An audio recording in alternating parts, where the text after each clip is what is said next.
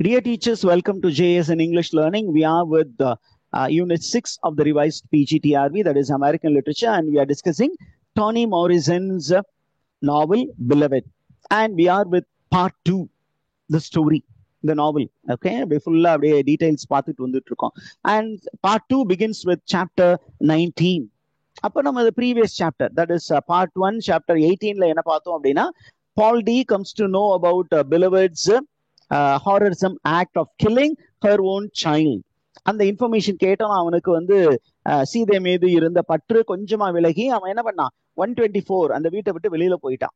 இப்ப அவன் என்ன பண்ணான் அப்படின்னு சொன்னீங்கன்னா, சீதை பண்ண செயலை நினைச்சு நினைச்சு ரொம்ப மனம் நொந்து போய் என்ன பண்றான், அதிகமா சரக்கு எடுக்க ஆரம்பிக்கிறான். He takes a lot of liquor and he has not gone far away.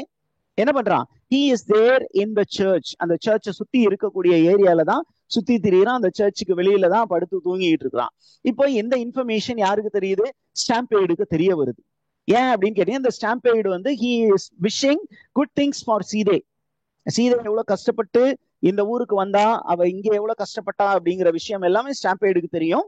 அதே நேரத்துல பால்டிக்கும் சீதேவுக்கும் ஒரு நல்ல உறவு பரிமாற்றம் இருந்தது. அவங்க ரெண்டு பேரும் மேன் அண்ட் ஒய்ஃப் மாதிரி இருந்தது யாருக்கு தெரியும், ஸ்டாம்பேடுக்கு தெரியும். இப்ப அவன் ரொம்ப வருத்தப்படுறான். என்ன வருத்தப்படுறான், இந்த நியூஸ் பேப்பர், சீதேவை பத்திய நியூஸ் பேப்பரை நான் பால்டி கிட்ட காட்டினது தப்பு அப்படின்னு அவன் முடிவு பண்ணி, நான் என்ன பண்றான், ரொம்ப மனம் வருத்தப்பட்டு போய் சீதை கிட்ட மன்னிப்பு கேட்கலாம். நான் பண்ணது தப்புமா, நான் தான் இந்த மாதிரி உங்க ரெண்டு பேத்துக்கும் இன்னைக்கு பிரச்சனை வர்றதுக்கு யார் காரணம், நானே காரணம் அப்படின்னு சொல்லிட்டு சீதேவை போய் பார்க்கலாம் அப்படின்னு சொல்லிட்டு இவன் எங்க கிளம்புறான், அப்படியே நேரா 124 அந்த ஹவுஸ் நம்பருக்கு போறான். அங்க போகும் பொழுது என்ன பண்றான், அந்த வீட்டுல கொஞ்சம் ஸ்ட்ரேஞ்சான சத்தம் கேக்குது. வீடெல்லாம் அடைக்கப்பட்டு இருக்கிறது, கதவு அடைக்கப்பட்டு இருக்கிறது.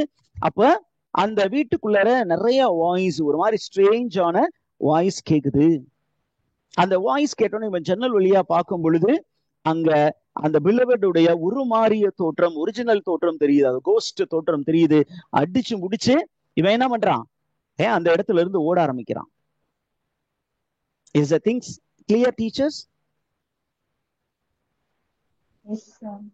இப்பதான் இந்த சாப்டர்ல தான், பார்ட் 2ல தான், சாப்டர் 19ல தான் சீதேவுக்கு ஒரு விஷயம் உறுதியா தெரியுது. என்ன அப்படின்னா, இங்க வந்திருக்கிற அந்த பிலவட் வேற யாரும் இல்ல, 2 வயசுல தான் ஹான்சாவை வச்சு கொன்ன அந்த பிலவட் தான் அப்படிங்கிறது யாருக்கு தெரிய வருது, வெரி குட். இப்போ நமக்கு இந்த எபிசோட்ல கொஞ்சம் கொஞ்சமா அந்த வெளிப்பாடு இருக்கு. பிலவட் இங்க பிலவட் தான் சின்ன வயசுல செத்து போன பிலவட், 2 வயசுல கொல்லப்பட்ட பிலவட் அப்படிங்கிற இன்ஃபர்மேஷன் வரப்போகுது. என்ன அப்படின்னு கேட்டீங்கன்னா, அங்க பாத்தீங்கன்னா டியூரிங் வின்டர் டைம் அங்க பாண்ட் எல்லாமே உறைந்து போய்விடும். அப்ப அந்த பாண்ட்ல என்ன பண்ணுவாங்க, ஸ்கேட்டிங் பண்ணுவாங்க, ஐஸ் ஸ்கேட்டிங். அந்த ஐஸ் ஸ்கேட்டிங் முடிச்சு டென்வர், பிலவட், சீதை எல்லாம் அந்த இடத்துக்கு போயிருக்காங்க. பிலவட், டென்வர் அண்ட் சீதை என்ன பண்றாங்க, ஒரு கேம்ப் ஃபயர் மாதிரி போட்டு அப்படியே சுத்தி உட்காந்து வார்ம் பண்ணும்போது அவளே அறியாமல் பிலவட் என்ன பண்றான், ஒரு அழகா ஒரு சாங் பாட ஆரம்பிக்கிறான். She starts humming a song and Sethe வந்து அந்த சாங்கை கேட்டோன்னே அப்படியே ஷாக் ஆயிடுறான். என்ன ஷாக் ஆயிடுறான், இது தன்னுடைய குழந்தைகளுக்கு பல வருடங்களுக்கு முன்பு தான் பாடிய பாடல் அப்படிங்கிறது யாருக்கு தெரிய வருது, சீதேவுக்கு தெரிய வருது. ஓகே, இந்த இன்ஃபர்மேஷன் தெரிஞ்சோன்னா அவளுக்கு கொஞ்சம் பதட்டம் அதிகரிக்கிறது. அதே நேரத்துல அவ பிலவடோட ரொம்ப அட்டாச்ட் ஆக போறான். ஏன் உடனே என்ன பண்றா, தன்னுடைய பாஸ்ட பத்தி நினைச்சு பாக்குறா. எப்படி பிலவட வந்து அவ கொன்னா, எப்படி பிலவட் வந்து துடிதுடித்து இறந்தால், எப்படி இவ வந்து அந்த பிலவட இழந்து வாடினாள் அப்படிங்கிற விஷயம்லாம் அவ நினைத்து பார்க்கிறான். ஓகே, அதே நேரத்துல அந்த ஸ்டோரி திருப்பியும் பிளாஷ்பேக்ல பின்னாடி போகுது. என்ன அப்படின்னு கேட்டீங்கன்னா, சீதை வந்து எப்படி ஸ்வீட் ஹோம் ஹவுஸ்ல இருந்து எஸ்கேப் ஆனா, அப்புறம் அந்த மிஸ்டர் கார்னருக்கு என்ன ஆச்சு, அவர் எப்படி இறந்தார் அப்படிங்கிற இன்ஃபர்மேஷன் நமக்கு இப்பதான் தெரிய வருது. மிஸ்டர் கார்னர் எப்படி இறந்தார், அவருக்கு ஸ்ட்ரோக் வந்துச்சு, அந்த ஸ்ட்ரோக்னால அவர் இறந்தார். அந்த நேரத்துல Mrs Garner became the owner of Sweet Home Plantation. அவங்க ரொம்ப சிக்கான போது என்ன பண்ணாங்க, இதுதான் நல்ல தருணம் அப்படின்னு சொல்லி சீதே, பால்டி, ஹாலே, சிக்ஸோ இவங்க எல்லாமே எஸ்கேப் ஆகணும் அப்படின்னு பிளான் பண்றாங்க. Is the information clear, teachers? Yes, sir. Okay, அந்த நேரத்துல தான் இவங்க எல்லாம் பிளான் பண்ணிக்கிட்டே இருக்கிற நேரத்துல இந்த ஸ்வீட் ஹோம் பிளான்டேஷனுடைய உரிமை யார் கையில போய் சேருது? It gets into the hands of the brother-in-law of Mrs. Garner. யார் அந்த ஆளு? அவருக்கு பேரே வந்து ஸ்கூல் டீச்சர். ஸ்கூல் டீச்சர்னு ஏன் சார் பேர் வச்சாங்கன்னு நானும் யோசிச்சு பார்த்தேன். The way he was inhumane. ஏன்னா ஒரு சில டீச்சர்ஸ் ரொம்ப ஸ்ட்ரிக்ட் ஆஃபீஸரா இருப்பாங்க, கடுமையா இருப்பாங்க, ஹார்ட் ஹார்ட்டடா இருப்பாங்க. ஜென்ரலா டீச்சர் அப்படி இருக்கக்கூடாது, நல்ல விஷயங்கள் சொல்லி கொடுக்கணும். ஆனா ஐரானிக்கலி இந்த நேம் இங்க யூஸ் பண்ணியிருக்காங்க. ஒரு வில்லனுக்கு ஸ்கூல் டீச்சர் அப்படிங்கிற ஒரு பேர். சரி, என்ன அப்படின்னு கேட்டீங்கன்னா, இதற்கு முன்னாடி இதற்கு முன்னாடி எல்லாம் வந்து ஸ்லேவ்ஸை வந்து ரொம்ப மோசமாக நடத்தப்படாத ஒரு நிலை இருந்தது. ஆனா இந்த ஸ்கூல் டீச்சர் வந்தோன்னே என்ன பண்ணாரு? அவங்கள அனிமலாக ட்ரீட் பண்ண ஆரம்பிச்சார். The slaves were treated like animals. Is the information clear? Yes, sir. Okay, இதோட அந்த நரேட்டிவ் அப்படியே ஃபிளாஷ், எல்லாமே ஃபிராக்மெண்டரி நரேட்டிவ்னு வச்சுக்கோங்களேன், அப்படியே டக்கு டக்கு டக்குன்னு முடியும். இப்ப இடையில ஸ்டாம்பேட் என்ன பண்றான் அப்படின்னா, திருப்பியும் எங்க போக முயற்சி பண்றான்? அந்த 124 அப்படிங்கிற ஹவுஸுக்கு போய் சீதேவை பார்க்கலாம்னு நினைக்கிறான். அப்படி பார்க்கலாம்னு நினைக்கும் போது அவனுக்கு டக்குன்னு யாருடைய ஞாபகம் வருது அப்படின்னா, பேபி செக்ஸ் உடைய நினைவு தான் வருது. ஏன் அப்படின்னு கேட்டீங்கன்னா, அந்த வீட்டுல சீதே வந்ததற்கு பிற்பாடு அந்த ஸ்கூல் மாஸ்டர் வந்து சீதேவை திருப்பியும் அந்த ஸ்வீட் ஹோம் பிளான்டேஷனுக்கு கூட்டிட்டு போகணும்னு முடிவு பண்ணி வரும்பொழுது அவ என்ன பண்ணிட்டா? அந்த குழந்தையை கொன்று விட்டால். அந்த குழந்தையை கொன்னுட்டதுனால என்ன ஆச்சு? அந்த பிளாக் கம்யூனிட்டி கம்ப்ளீட்டா என்ன பண்ணாங்க? they were in a state of shock. இந்த மாதிரி ஒரு பெண்மணி செய்வாள் என்று அவர் எதிர்பார்க்கவில்லை. அந்த ஷாக்ல இருந்து அவர்கள் மீள முடியாம என்ன பண்ணாங்க? அந்த குடும்பத்தையே ஒதுக்கி வைக்க ஆரம்பித்தார்கள். அப்ப ஒதுக்கி வைக்கும் போது இந்த அவ வந்து பெருசா நினைச்சது எதை? கம்யூனிட்டியை தான் பெருசா நினைச்சா. யாரு? Baby sucks. பேபி சக்ஸுக்கு யாரு பெருசு? கம்யூனிட்டி பெருசு. ஆனா இந்த கம்யூனிட்டியே இவளை வந்து கைவிட்டது. அப்படிங்கும் போது அவ என்ன பண்ணா? தன் வாழ்க்கையில நடந்த விஷயங்களை அவளால அசை போட முடியாமல் அவள் என்ன பண்ணிட்டா? அப்படியே தனியா ரிட்ரீட் ஆக ஆரம்பிச்சு ஒரு மாசத்திலேயே இறந்து விட்டாள். Is the information clear, teachers? Yes, sir. Yes, sir. Okay. அதற்கப்புறம் பாத்தீங்கன்னா ஒரு திருப்பியும் ஒரு மேஜிக்கல் ரியலிசம் வருது.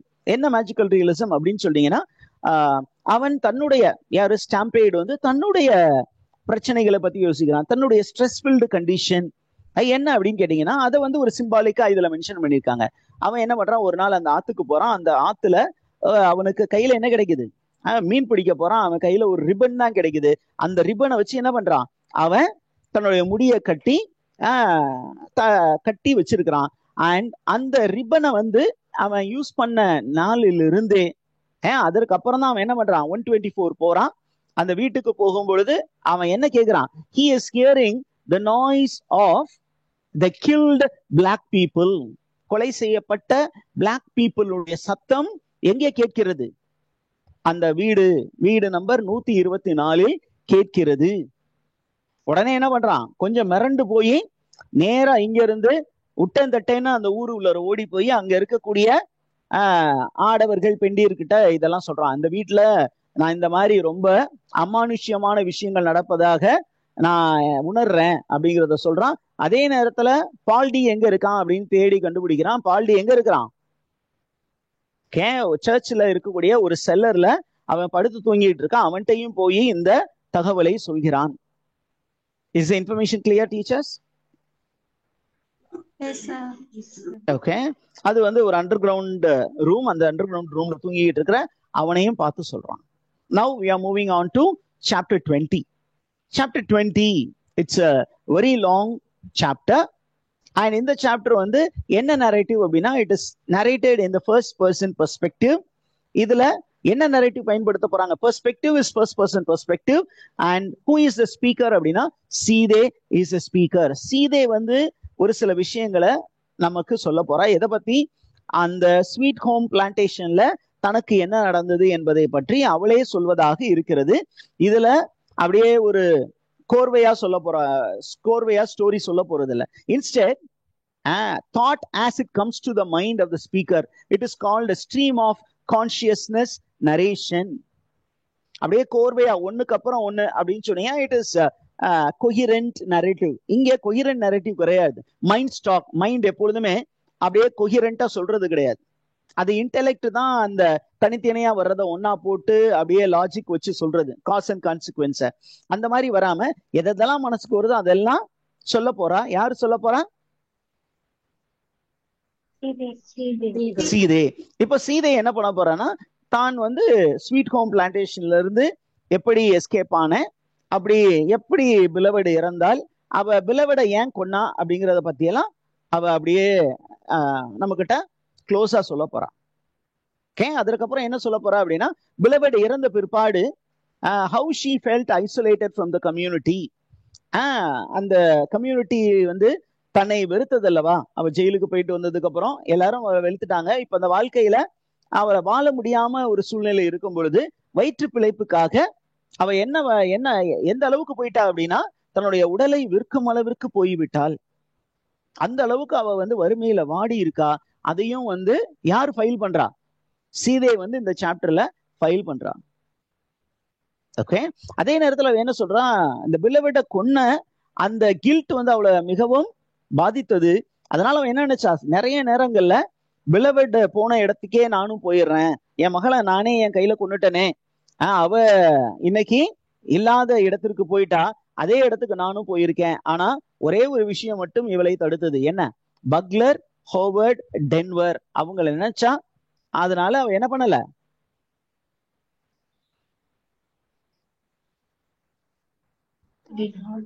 தன்னுடைய உயிரை அவளால் மாய்த்து கொள்ள முடியாது. she could not kill herself or she was not able to commit suicide. அதே நேரத்துல இப்ப அவளுக்கு ஒரே சந்தோஷம். என்ன?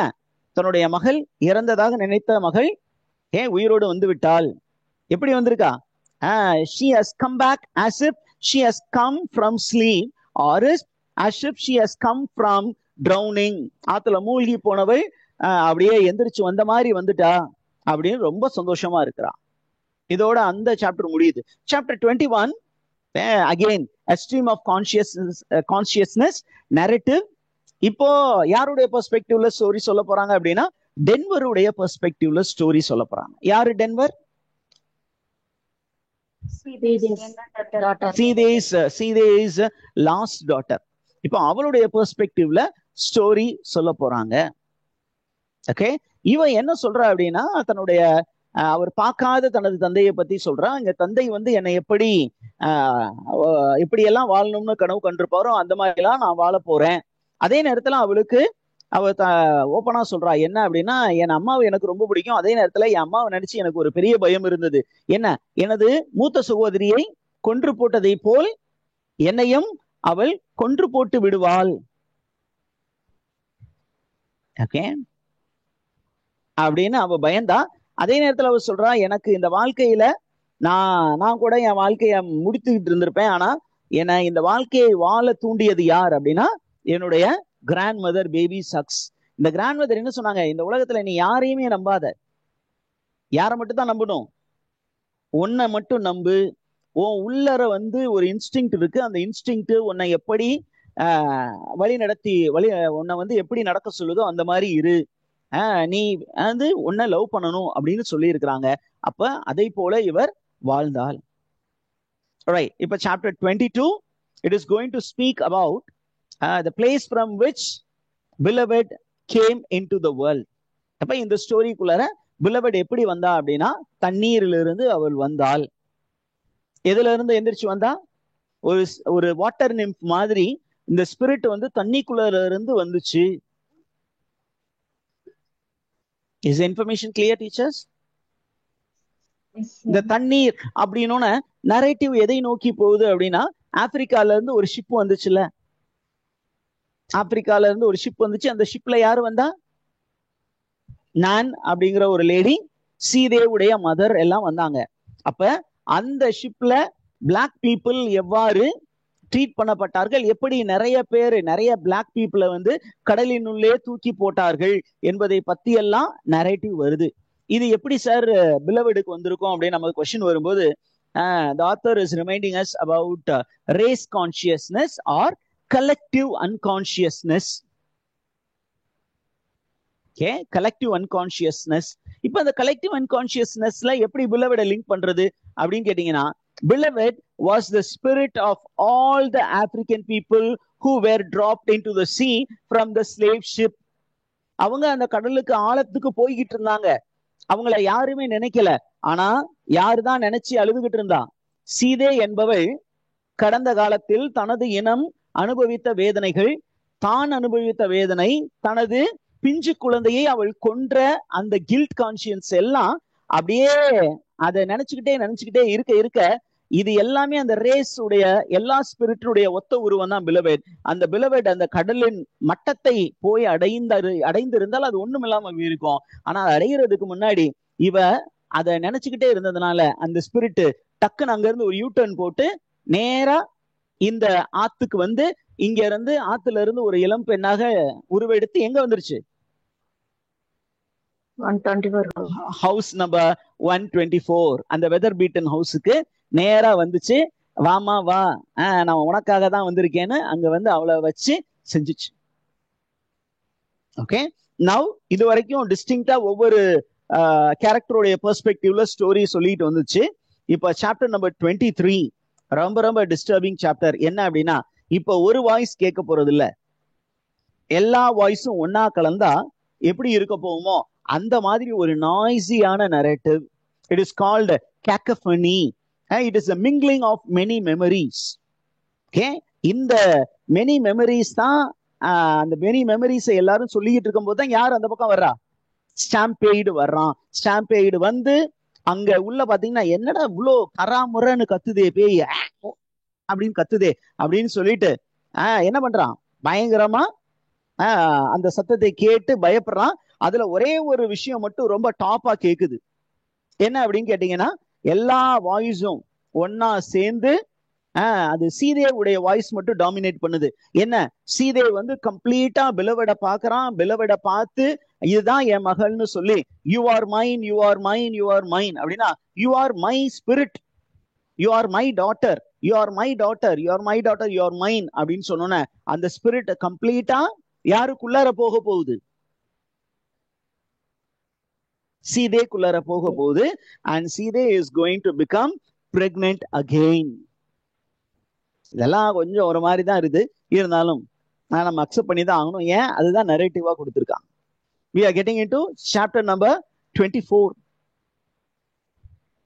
okay, இப்போ நமக்கு வந்து பால்டி கிட்ட திருப்பி ஸ்டோரி போகுது. பால்டி என்ன பண்ணிக்கிட்டு இருந்தாரு அப்படிங்கும் போது, இப்ப எல்லாமே கொஹிரண்டா இல்லைன்னு சொன்னோம் இல்லையா, பிராக்மெண்டட், முன்னாடி பின்னாடி பின்னாடி இருக்கிறது முன்னாடி அப்படின்லாம் போகுது. இப்ப பால்டி என்ன பண்ணிட்டு இருந்தாரு அப்படின்னா, பால்டி வந்து சீதேவை பத்தி, சீதே செய்த செயல்களை பத்தி அப்படியே யோசிச்சு மனம் வெறுந்து மனம் நொந்து போய் என்ன பண்றாரு? பயங்கரமா குடிச்சிட்டு அந்த கோயில்ல இருக்கக்கூடிய நிலவரையில அடியில படுத்து தூங்கிட்டு இருக்கிறாரு. அந்த நேரத்துல நமக்கு வந்து என்ன பண்ணுது? அவருடைய நரேட்டிவ் எங்க போகுது? திருப்பியும் அந்த ஸ்வீட் ஹோமுக்கு போகுது.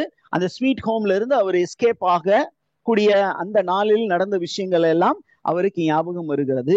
எல்லாருமே ஒரு பிளான் பண்றாங்க, ஒரு காமன் மீட்டிங் பிளேஸ்ல மீட் பண்ணலான்னு. அந்த மீட்டிங் பிளேஸ் வரும்போது பால் டி அண்ட் சிக்ஸோ ரெண்டு பேரும் என்ன பண்றாங்க? அந்த மீட்டிங் பாயிண்டை நோக்கி ஓடுறாங்க. அந்த நேரத்துல ஒரு அலார்ம் அடிக்குது. அலார்ம் அடிச்சோன்னா ஸ்கூல் மாஸ்டர் அந்த ஸ்லேவ் கேப்சர் ஸ்லேவ் ஹண்டர்ஸும் அலர்ட் ஆயிடுறாங்க. அவங்க எல்லாம் என்ன பண்றாங்க? சிக்ஸோவையும் பால் ஏ அப்படியேயும் பிடிக்கிறாங்க. சிக்ஸோவை பிடிச்சி என்ன பண்றாங்க? அடிச்சு கொண்டுறாங்க. பால் ஏவையும் கொண்டுறாங்க. பால் டிய பிடிச்சி அடைச்சு வச்சு அவனை என்ன பண்றாங்க? பின்னாடி வித்துடுறாங்க. அங்க விக்கிற இடத்துல இருந்து அவர் தப்பிச்சு போறாரு. அப்படி ஸ்டோரி. இப்போ இவங்க எல்லாம் மாட்டிக்கிட்ட போது சீதை என்ன பண்றா? ரொம்ப பிரெக்னண்டா இருக்கிறா. அந்த பிரெக்னண்டா இருக்கிறவ என்ன பண்றா? அவ தானாவே நடந்தே அந்த இடத்துல இருந்து எஸ்கேப் ஆகுறா. இந்த விஷயம் அப்படியே அவனுக்கு மெமரியில வந்துட்டு போகுது. இப்ப பால் டி வந்து அந்த வீட்டுக்கு போனா, வீட்டுக்கு போய் அங்க பார்த்த விஷயங்கள் அவனுக்கு ரொம்ப டிஸ்டர்பிங்கா இருந்தது. Am I right, teachers? இதுக்கு முந்தின சாப்டர்ல பார்த்தோம். அங்க பாத்தீங்கன்னா பயங்கர நாய்ஸியா அந்த வீடு இருந்தது. ஏன்னா மெனி வாய்ஸஸ் ஆர் ஹர்ட், ரொம்ப ஸ்ட்ரேஞ்சா வியர்டா. இப்ப இவன் என்ன பண்றான், ஸ்டாம்பேட் நேரா பால்டி கிட்ட போறான்.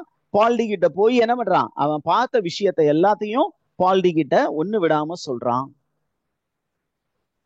ஓகே, போயிட்டு அவனுடைய வாழ்க்கைய வந்து அவனுடைய வாழ்க்கையில அவன் அனுபவிச்ச வேதனைகளை வந்து என்ன பண்றான்,